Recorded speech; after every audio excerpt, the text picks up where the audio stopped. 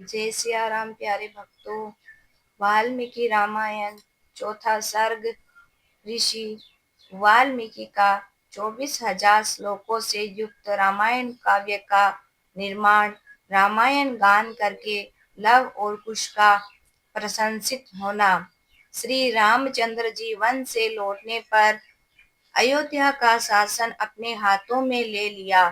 तत्पश्चात वाल्मीकि मुनि ने उनके संपूर्ण चरित्र के आधार पर विचित्र पद और अर्थ से युक्त रामायण काव्य का निर्माण किया। इसमें महर्षि ने 24,000 श्लोक, 500 सर्ग तथा उत्तर सहित 7 कांड प्रतिपादित किया। इसका भविष्य तथा उत्तर कांड सहित संपूर्ण रामायण पूरा करने के बाद महर्षि ने सोचा, ऐसा कौन शक्तिशाली पुरुष होगा जो इसे पढ़कर जन समुदाय में सुना सके। अब उनके ऐसा सोचते ही मुनि वेश धारी लव कुश ने उन्हें प्रणाम किया।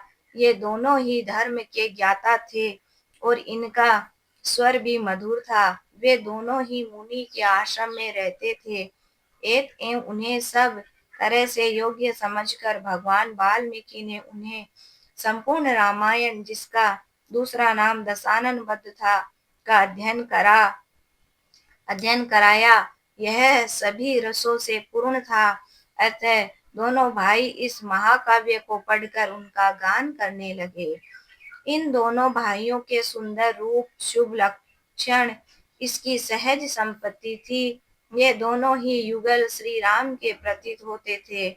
उन्होंने संपूर्ण महाकाव्य को जिघाग्र कर लिया। एक दिन मुनि के आश्रम पर महर्षियों की मंडली एकत्रित हुई। उन्होंने उस रामायण का उनके समीप बैठकर गान किया, जिसे सुनकर सभी मुनियों के नेत्र आंसुओं से भर गए और सभी उन्हें साधुवाद देने लगे। फिर वे उस रामायण कथा के गायक लव और कुश की प्रशंसा करते हुए बोले, यद्यपि इस काव्य में वर्णित घटनाएं बहुत दिन पहले की हो चुकी है, किंतु इन बालकों के राम युक्त गाने से इस तरह प्रत्यक्ष दिखलाई पड़ने लगी है,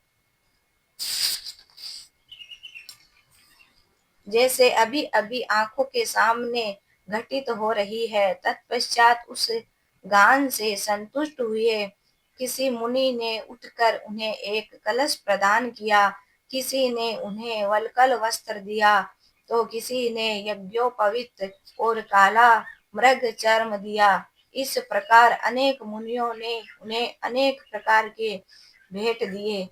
इसी प्रकार मुनियों ने उन्हें नाना प्रकार के वर दिए।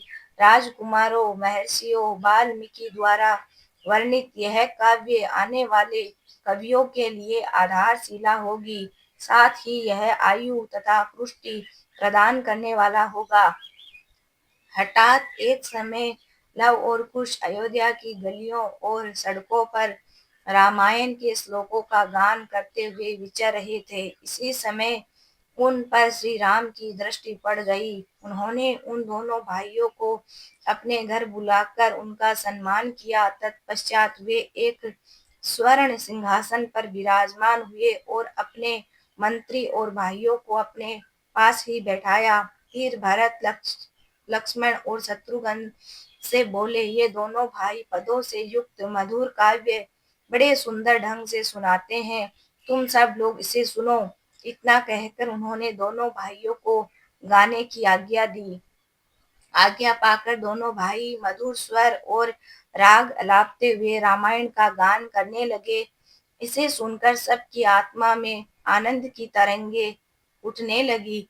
उस समय श्री राम ने अपने भाइयों से कहा, ये दोनों कुमार मुनि होकर भी राजोचित लक्षणों से संपन्न है। इनका यह काव्य सुंदर रीति आदि से युक्त होने के कारण बहुत प्रभावशाली है। अतः तुम सब लोग इसे ध्यान देकर सुनो। तदंतर दोनों भाई मार्ग विधान रीति से इसका गान करने लगे और सभा के लोग उस गान को सुनने में तन्मय हो गए। इस प्रकार श्री वाल्मीकि निर्मित आर्ष रामायण आदि काव्य के बालकांड में चौथा सर्ग पूरा हुआ। बोलिए जय सिया राम।